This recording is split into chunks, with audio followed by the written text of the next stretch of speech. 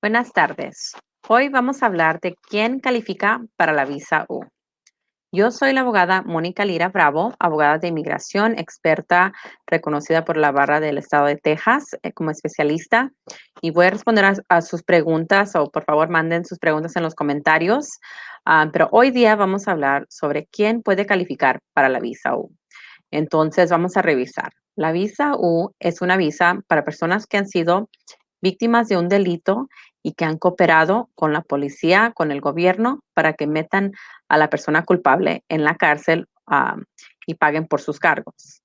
Entonces, la intención de la ley es que la gente no tenga miedo de reportar un delito si han sido víctimas y que no se preocupen por su estatus migratorio. ¿Ok?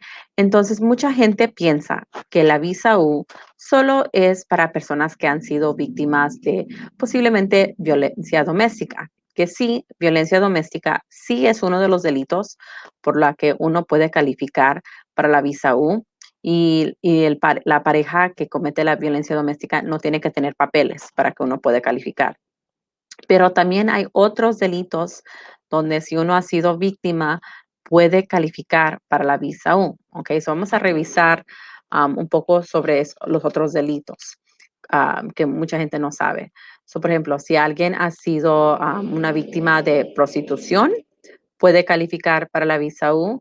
Si ha sido víctima de chantaje, de extorsión, de secuestro, puedes calificar para la visa U. También si han sido víctimas de no necesariamente violencia doméstica, pero un asalto que ha llegado a nivel de caso mayor o con lo que mucha gente dice una felonía, entonces puede calificar para la visa U. Y lo que hace un asalto, un caso mayor, es si la persona am, le pegó a alguien con una arma y no tiene que ser una pistola o una navaja, puede ser cualquier cosa que usaron como una arma, ¿ok? Y luego también otros delitos son violación, si ha sido víctima de asalto sexual, puede calificar. Y también si no necesariamente usted fue víctima de un asesinato, pero si un pariente cercano fue víctima de un asesinato, también usted puede calificar dependiendo en la relación que usted tenía con la persona asesinada. Le voy a dar un ejemplo. Hemos tenido clientes donde el hijo o hija fue asesinado por alguien y ahora los papás han podido arreglar por medio de la visa U, porque los papás obviamente sufrieron a perder a su hijo en el asesinato y los papás cooperaron con la policía para que podían meter cargos contra la persona culpable, ¿ok?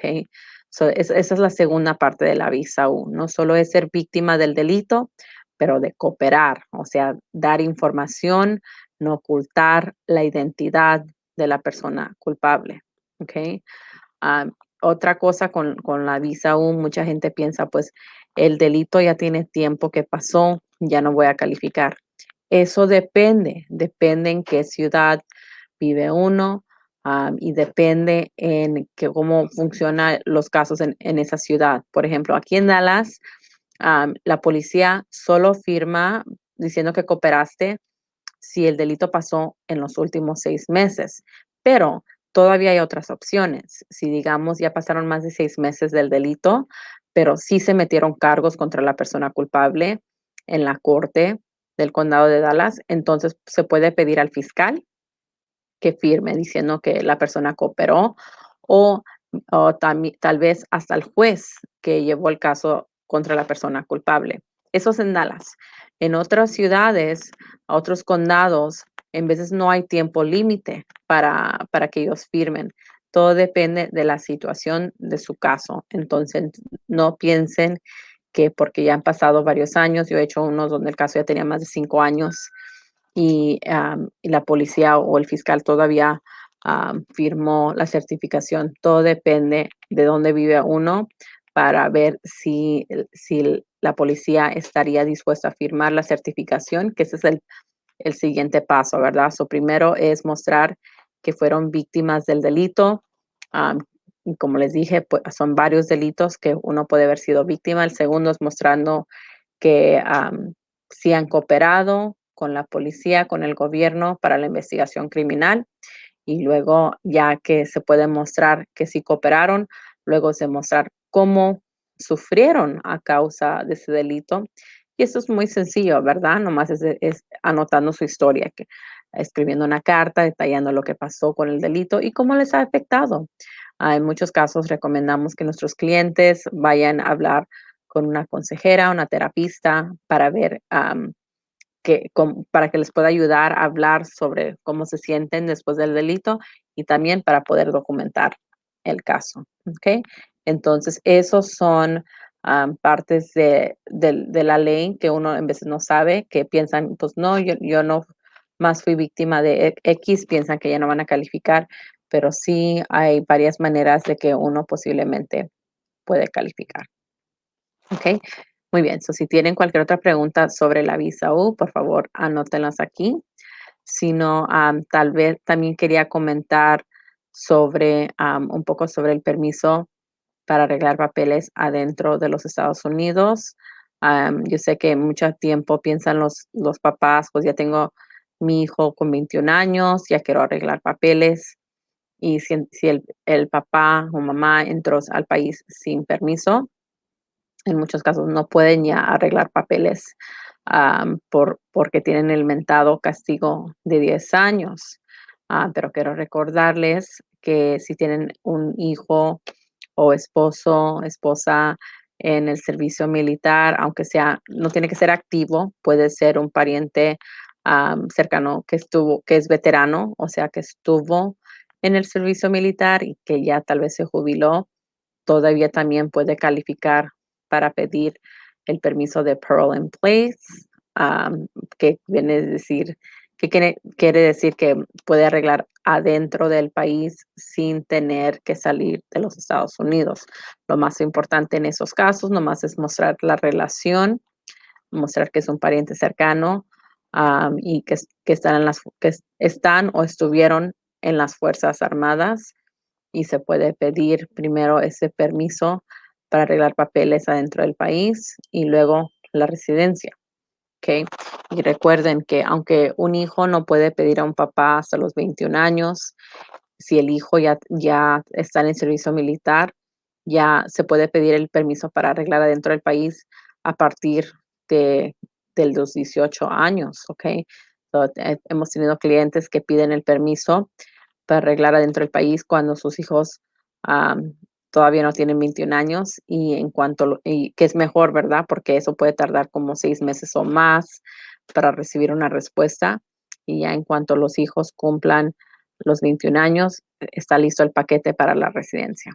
¿Ok? Entonces, eso es una opción también si entran al país sin permiso y no quieren salir del país y ser castigados 10 años fuera de los Estados Unidos. Ok, y también hoy vamos a hablar un poco sobre la ciudadanía. Vamos a revisar quién califica para la ciudadanía y qué es lo que se ocupa para eso. Ok, entonces para solicitar la ciudadanía, tiene uno que tener por lo menos 5 años con la residencia y mostrar que en los últimos 5 años ha sido una persona de buen carácter moral. Eso se refiere no solo a los arrestos, pero también si la persona debe dinero de manutención por sus hijos o debe dinero al servicio de los impuestos, am, lo que se llaman los impuestos, los taxes, y mostrar o si tal vez si deben dinero, que están en un plan de pago cumpliendo con su obligación. ¿Ok? Eso es a lo que se refiere cuando hablamos de buen carácter moral.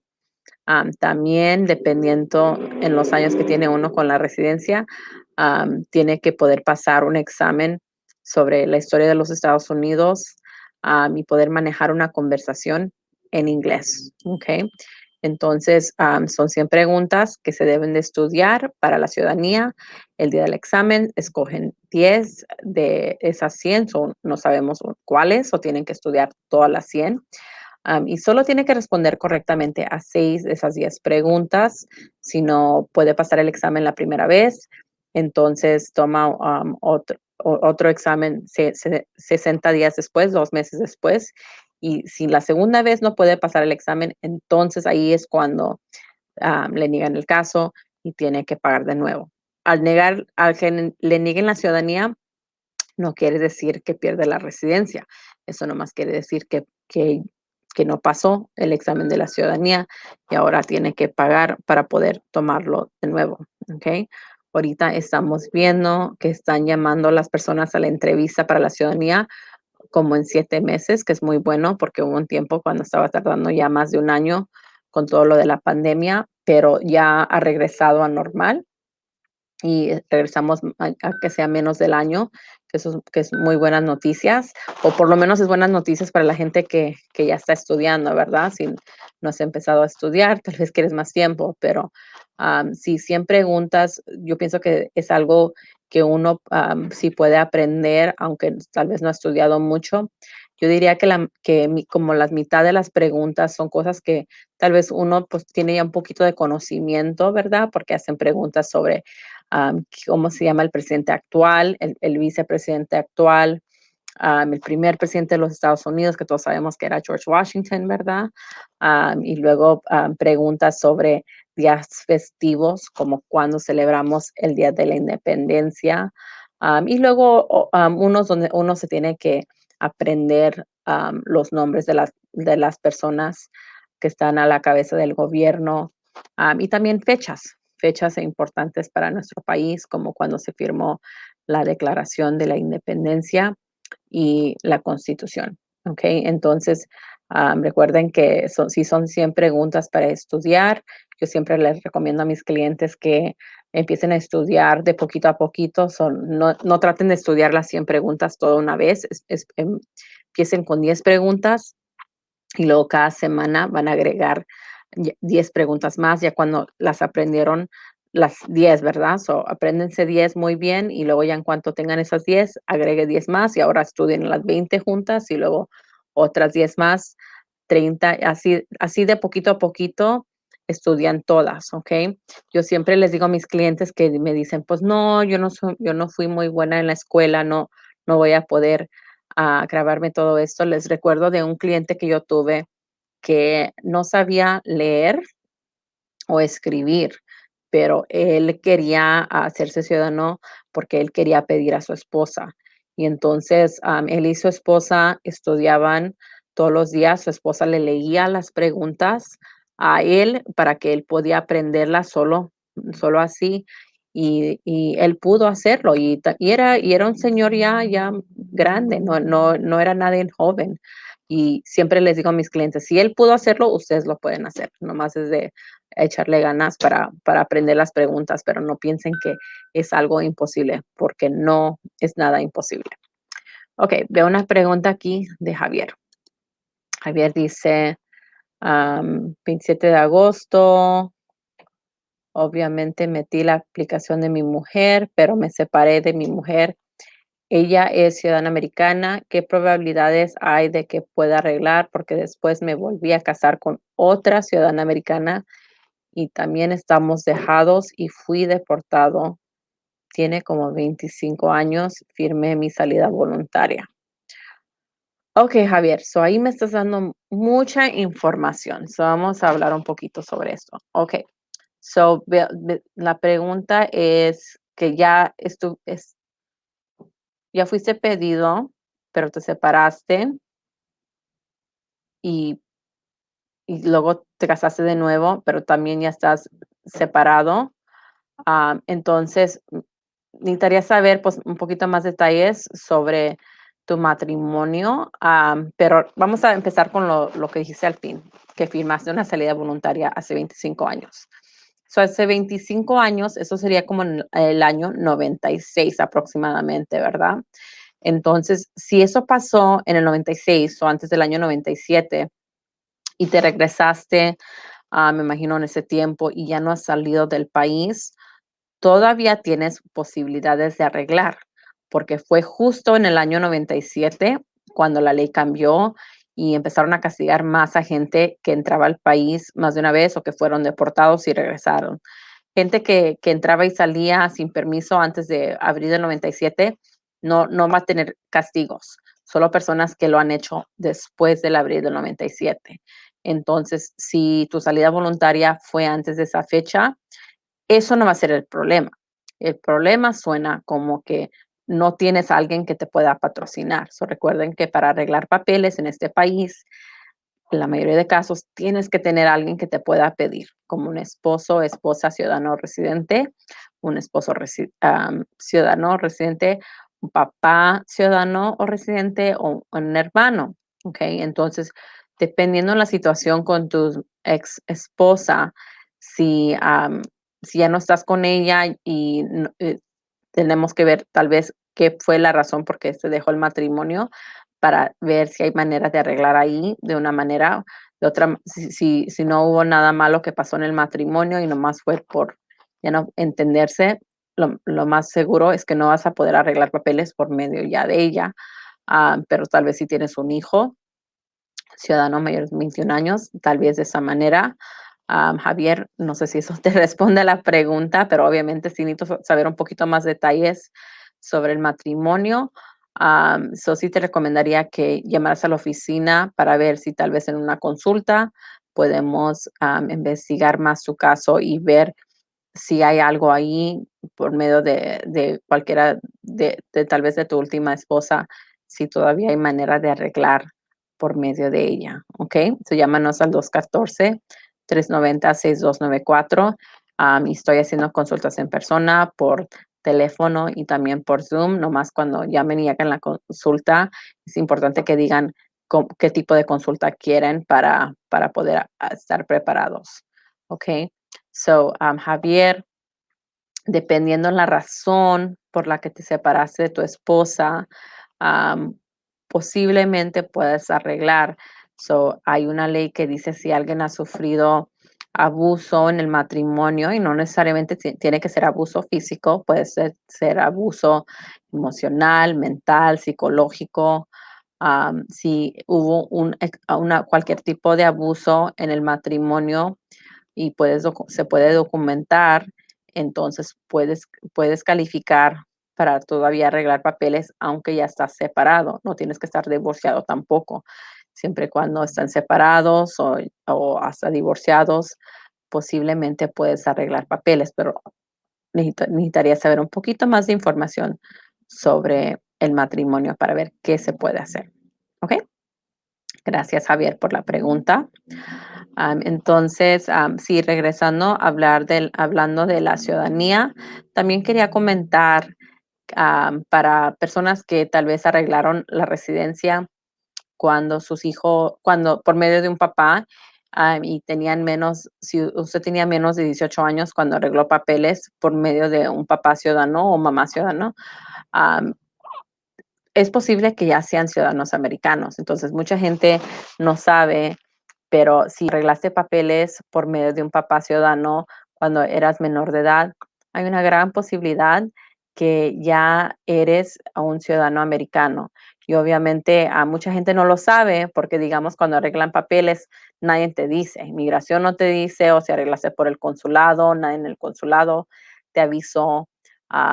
Y desafortunadamente nuestra ley sí dice que un papá le pasa la ciudadanía al hijo, pero si el hijo nunca ha vivido en el país o si el hijo entró de manera ilegal, tiene que primero arreglar la residencia y tener papeles, pero típicamente desde el primer día que uno arregla papeles, es elegible para pedir el certificado de la ciudadanía si tu papá es ciudadano americano o era ciudadano americano en el momento que te arregló papeles, ¿ok? So, eso es muy buenas noticias, especialmente para personas que tal vez han tenido problemas con la ley. So, yo he tenido clientes que han tenido varios arrestos que los descalifican de solicitar la ciudadanía por su propia cuenta porque no pueden mostrar que han sido personas de buen carácter moral. Pero luego, si vemos que eh, uno de sus papás tenía la ciudadanía y cuando ellos eran menor de edad, entonces no es necesario investigar su historia criminal, porque al tener ah, al ser elegible para la ciudadanía por medio de un papá, inmigración no se mete, no investiga la historia criminal de uno, del hijo, porque no importa, porque desde el momento que el hijo arregló papeles, tenía el derecho a la ciudadanía y no más es de solicitar el certificado de la ciudadanía. Y para solicitar el certificado de la ciudadanía, no hay necesidad de estudiar preguntas, no hay necesidad de saber poder hablar en inglés. Nomás es demostrar la relación entre padre e hijo, mostrando que el papá era ciudadano en el momento que el hijo arregló papeles y que el hijo era menor de 18 años. Con solo tener eso, puede ser elegible para la ciudadanía automáticamente. ¿Ok? Había una pregunta de Dora. Hola Dora. Ella nos dice, tengo una solicitud 245I aprobada y entrado y salido 2 ocasiones del país. ¿Hay alguna posibilidad de arreglar? Tengo también un hijo de 22 años.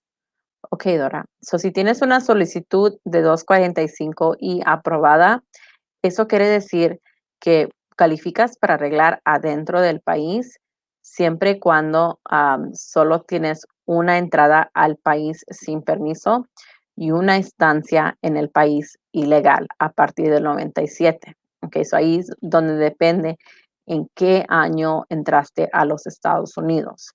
Recuerden que la ley de 245I o las solicitudes que mucha gente llama 245I son peticiones por un pariente cercano metidos a partir o antes del 30 de abril del 2001. Pero esas solicitudes solo van a perdonar una estancia en el país sin permiso. No van a perdonar más de una entrada al país sin permiso después del año 97. Entonces, Dora, si necesitaría saber las fechas exactas cuando entraste, pero si las 2 entradas y estancias en el país fueron después de abril del 97, entonces no vas a calificar. Pero si digamos una fue antes del 97, tal vez en 95, 96, y luego una ya después, entonces no vas a calificar. ¿Ok? Entonces creo que me estás diciendo que la segunda vez fue en el año 2005. Si la segunda vez fue en el año 2005, desafortunadamente ya vas a estar afuera y no vas a calificar para el 245I, porque me dices que tu hijo tiene 22 años y es ciudadano americano. Eso quiere decir que él nació aquí como en el 99, estuviste aquí como en el 99 o antes, y luego saliste y entraste de nuevo en el 2005. Entonces, en ese caso, tienes lo que se llama un castigo permanente y la 245I no te va a ayudar con ese caso. ¿Ok? Ahora, si tienes más preguntas sobre eso, llámanos y para ver cómo te podemos ayudar. Gracias, Dora. Ok, Gisela. Hola, Gisela. Ella nos dice, ¿en qué año van? Mi mamá metió sus papeles en el 2005 de hermana a hermana. Entonces, Gisela, si tu mamá es mexicana y metió petición por medio de su hermana, ahorita desafortunadamente apenas están en el año 99 para ese tipo de petición. Todavía falta tiempo para ese tipo de petición. Ok, gracias. Ok, Maricruz. Hola, Maricruz. Ella nos dice, un hijo ciudadano americano mayor de edad puede pedir a su papá con TPS, pero el papá tiene una orden de deportación por ausencia pendiente para arreglar su residencia. Ok, sí, vamos a contestar. Un hijo ciudadano americano mayor de edad sí puede pedir a su papá. Si el hijo ya tiene 21 años, él puede meter petición para su papá. Ahora, si el papá tiene una orden de deportación, eso complica las cosas, ¿verdad? Porque también dependiendo cómo fue la entrada del papá, la última, si fue legal o ilegal, hay posibilidades de que tal vez se pueda pedir un perdón para que se perdone esa deportación y ese perdón en unos casos se puede pedir adentro del país. Otra segunda opción, cuando alguien tiene una deportación, es meter lo que se llama una moción con la corte para reabrir el caso de inmigración y levantar la orden de deportación de esa manera. Ok, Maricruz, so depende. Posiblemente si se puede, necesitaría saber más detalles sobre sus estatus migratorios, cómo entró al país y hace cuánto fue esa deportación para ver qué opciones podemos ayudarle. Pero posiblemente sí se puede, dependiendo hace cuánto tiempo y cómo entró al país por última vez. ¿Ok? Porque típicamente gente que entra al país sin permiso no van a calificar para arreglar adentro del país. Todavía pueden arreglar papeles, pero lo van a tener que hacer por fuera y van a tener que pedir un perdón para la deportación por fuera. Gracias, Maricruz. Ok, y a ver, creo que esta va a ser la última pregunta para hoy de Leti, que nos dice, buenas tardes, abogada. Las personas que se están presentando con su oficial en la oficina de inmigración está abierta para las personas que tienen cita con sus oficiales. Ok, muy buena pregunta. Entonces, gente que se tiene que presentar con oficial de ICE, tal vez porque salieron de inmigración sin tener que pagar una fianza o con grillete o sin grillete. Ahorita les puedo decir que en la oficina aquí local de Dallas no se tienen que presentar en persona, están dejando que las personas se presenten solo con mandar un correo electrónico a la gente de inmigración y no es necesario ahorita ir en persona. ¿Ok? Entonces, si necesitas los datos, no sé si a cuál oficina vas, pero si vas aquí a la de Dallas, si llamas a la oficina te podemos dar ese correo electrónico para que te puedas reportar sin tener que ir en persona, porque si ahorita por razón de la pandemia no están requiriendo que la persona vaya en persona a la entrevista. ¿Ok? Ok. Y luego Gisela pregunta, ¿sería mejor que mi hermano metiera la solicitud al mismo tiempo que él para hacerse ciudadano? Ok, so Gisela, tú estabas preguntando sobre una petición por medio de la hermana, ¿verdad?